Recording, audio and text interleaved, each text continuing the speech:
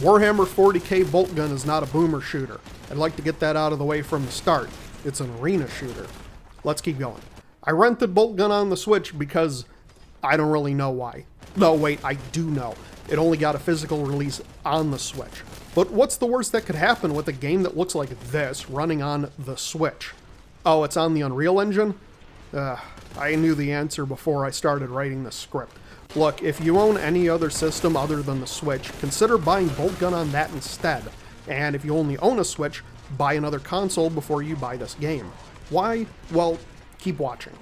Warhammer 40k Boltgun is an arena shooter with chunky-ass graphics that is meant to mimic the old Build Engine games without being the old Build Engine games. You play as a space marine doing what else? Bringing down death on the forces of chaos by the thousands. You gain access to a growing list of guns as the game progresses, including your bog standard bolt gun, shotgun, and plasma gun, and all kinds of crazy stuff. And each gun is handily equipped with a strength level. There's nothing intricate here. Enemies have strength levels that let you know if you're wasting time using lower tier guns on them. But the levels are your basic arena shooter fare. You go to a new area, kill a bunch of bad guys, collect all the armor and health and ammo, and move on to the next checkpoint.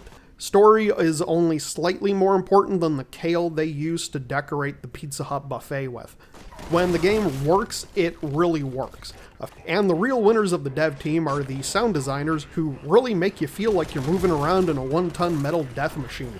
The guns have a satisfying punch to them that really nail that murder spree, and your footsteps thunking on the floor and that rattle when you take a big jump, it's magical.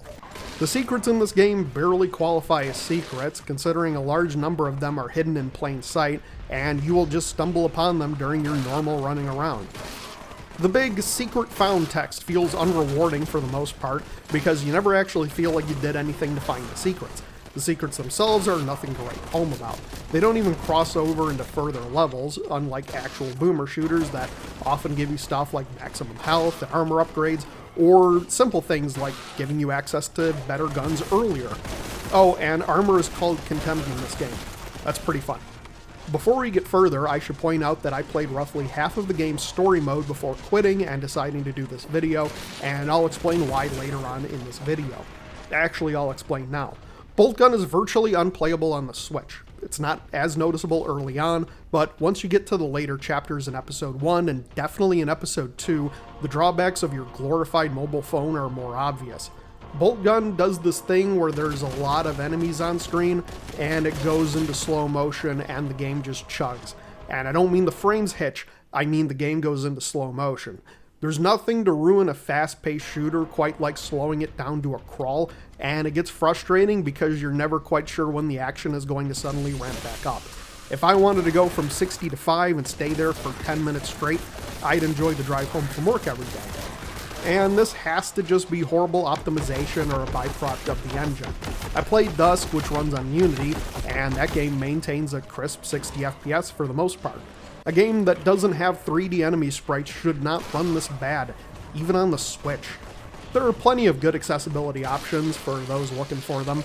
If you want to crank down the pixelation and make the game look smooth, or crank it up and take 10 years off your eyesight, you can do so. Not to mention turning off the awful red glare during big fights.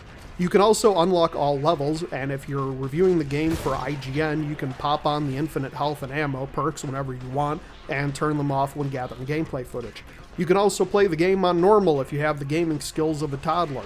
It's not that difficult, except when the frame rate hits a brick wall. I will eventually get this on PC because I'd like to play a competently built version of this game. If your only choice is playing it on Switch, you might want to give it another year or two just to see if they patch things out. Like and subscribe for more videos.